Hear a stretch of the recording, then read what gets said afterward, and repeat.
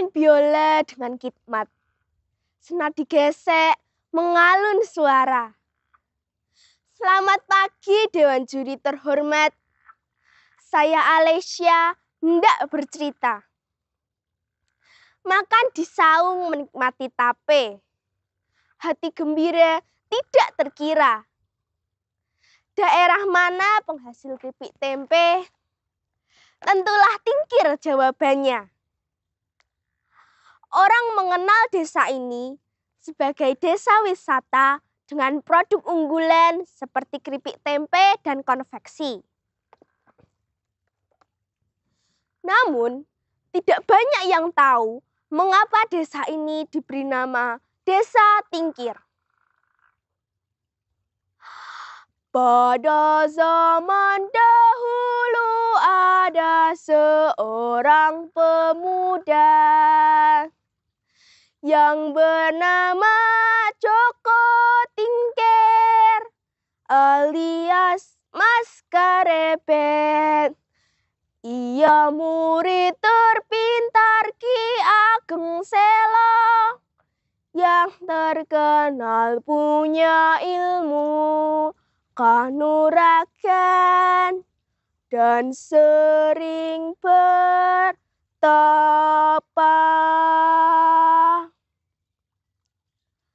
Meskipun seorang pria, Joko Tingkir memiliki rambut yang sangat panjang yang biasanya dia gelung.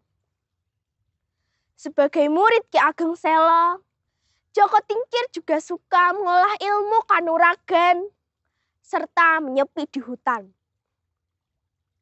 Suatu hari, Joko Tingkir pernah mendengar bisikan gaib agar dirinya berjalan dari Boyolali ke arah Demak. Joko Tingkir juga bermimpi hal yang aneh. Dalam mimpinya, Joko Tingkir akan menjadi prajurit besar ketika sampai di Demak. Kemudian, ia memulai petualangan barunya. Ia berjalan sangat jauh. Dan pada suatu hari, ia merasa kelelahan. Ia pun memutuskan untuk beristirahat di sebuah desa.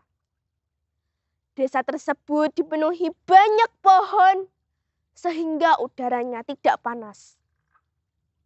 Ketika sedang duduk, Joko Tingkir melihat seorang nenek tua membawa kayu.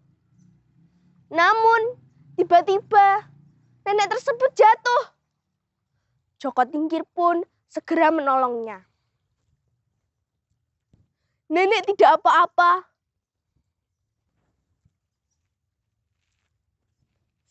Tidak apa-apa, Nak.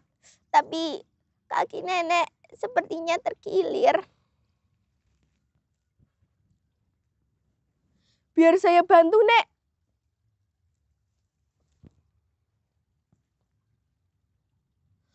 Boilang, boilang, boilang.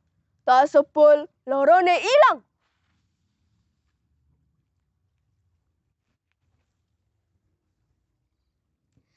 Terima kasih sekali, Nak. Kaki nenek sudah tidak sakit lagi. Setelah bercakap-cakap dengan si nenek, Joko Tingkir berpamitan hendak melanjutkan perjalanan.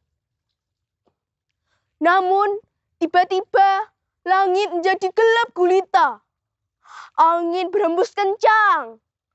Kilat menyambar. Dan turunlah hujan yang maha dahsyat. Nah, sepertinya langit tidak merestuimu pergi sekarang. Menginaplah di rumah nenek. Baik, terima kasih, Nek. Sesampainya di rumah nenek, si nenek bercerita banyak hal tentang desa tersebut. Si nenek juga menceritakan tentang sungai besar bernama Senjoyo. Sungai tersebut sering digunakan penduduk desa untuk memenuhi kebutuhannya. Namun sayang, sungai tersebut juga menjadi sumber derita warga ketika hujan lebat turun. Airnya meluap sehingga menyebabkan banjir besar dan jatuhnya korban. Pagi telah tiba, namun hujan tak kunjung reda. Malah semakin deras, sampai Joko Tingkir tidak dapat melihat keadaan di luar rumah nenek. Udara terasa sangat dingin. Nenek menjadi khawatir akan datangnya banjir. Benar saja, tidak berapa lama terdengar bunyi kentongan keras, tanda banjir akan datang. Banjir! Banjir! Lari!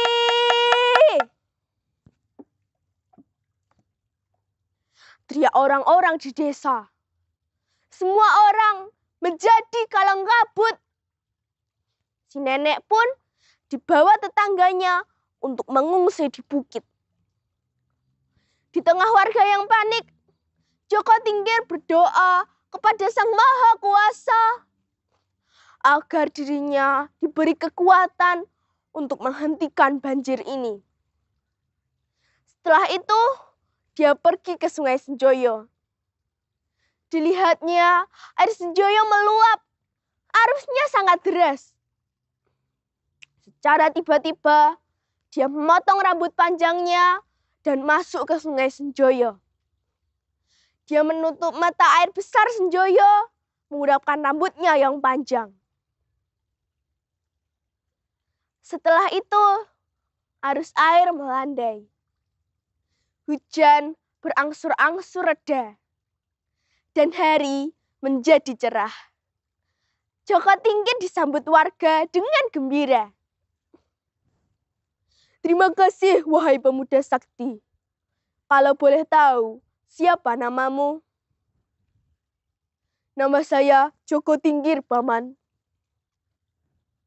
Sebagai tanda penghargaan kami akan menamakan desa kami dengan nama Desa Tingkir, agar kami bisa terus mengingat jasamu.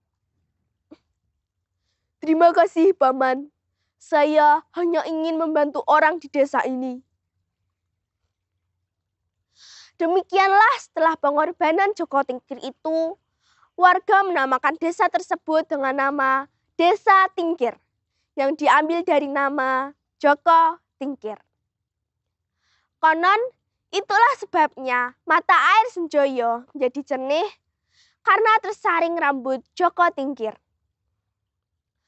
Dari legenda tersebut, kita dapat belajar bahwa suatu kebaikan yang kita bagikan ke orang lain akan membawa manfaat ke semua orang.